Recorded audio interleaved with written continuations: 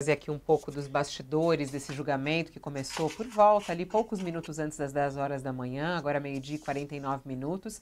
Por enquanto, dentro do horário, né, Josias? Havia essa expectativa que pudesse atrasar mais essa primeira etapa, porque também tinha esses horários, mas se esperava talvez que o relatório de Alexandre de Moraes fosse um pouco mais longo, né? Mas ali cumpriu também um horário mais restrito. Bom, e durante o julgamento, Jair Bolsonaro apareceu antes, inclusive, ele chegou ali antes, sentou na primeira fileira, ficou ali.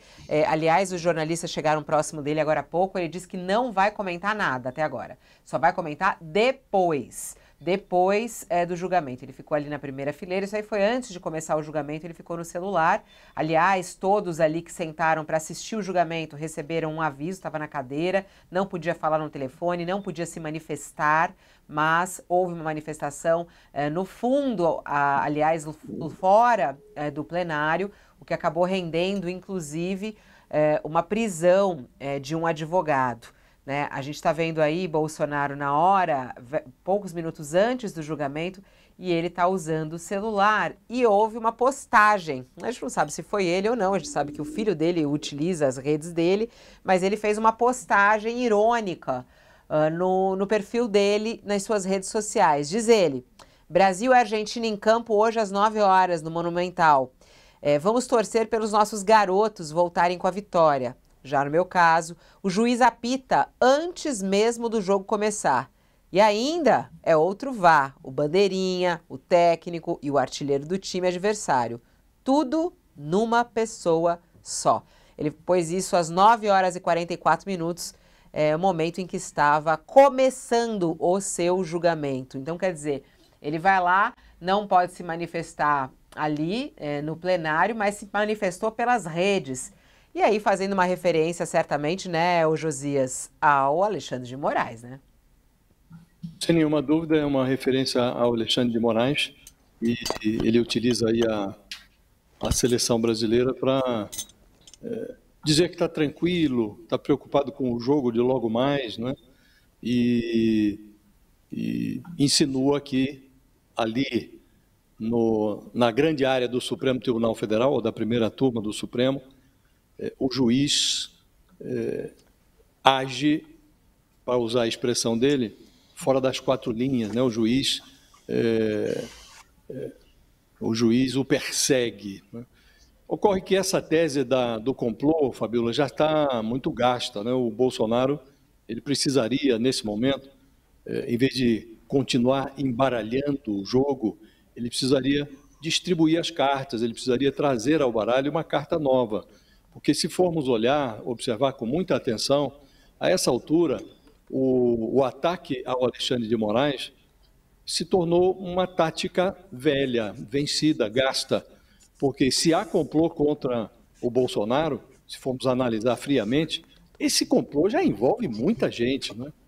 Envolve o delator Mauro Cid, envolve dois ex-comandantes comandantes militares, o Freire Gomes do Exército e o Batista Júnior, que deram depoimentos à Polícia Federal dizendo que se negaram a avalizar o decreto do golpe, que foi exibido pelo Bolsonaro, depois foi reexibido pelo então ministro da Defesa, o general Paulo Sérgio, e eles se recusaram a avalizar aquilo.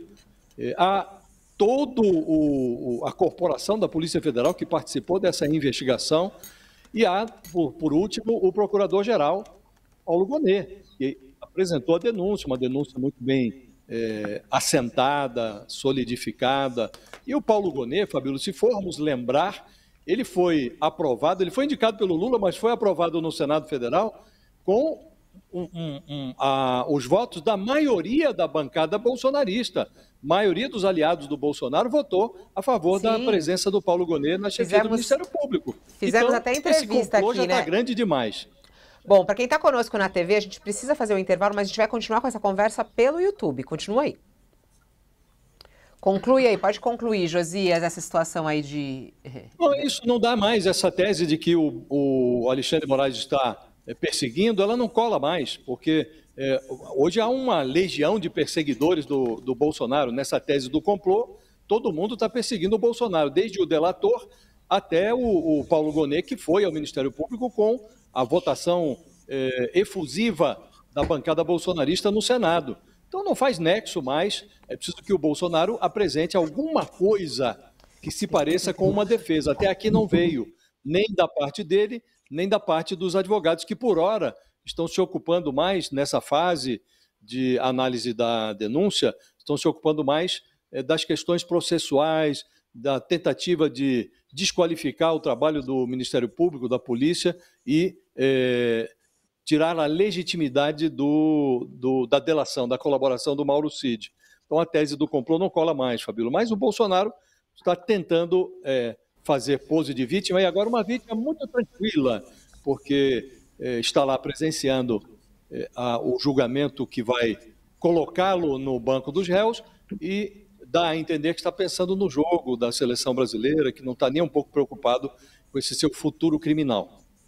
Vamos lá, o Sakamoto, sobre essa situação aí de Bolsonaro ironizar Alexandre de Moraes minutos antes de começar o julgamento. Essa provocação aí que ele fez pelas redes, como é que você entende? Bem, ele está tentando, ou tenta desestabilizar o Alexandre de Moraes, ou tenta jogar os seguidores dele para cima de Alexandre de Moraes. Só que, como a gente comentou, Fabíola, nem o Moraes, nem Gonê, né, nem Zanin, nem piscaram, na verdade, né?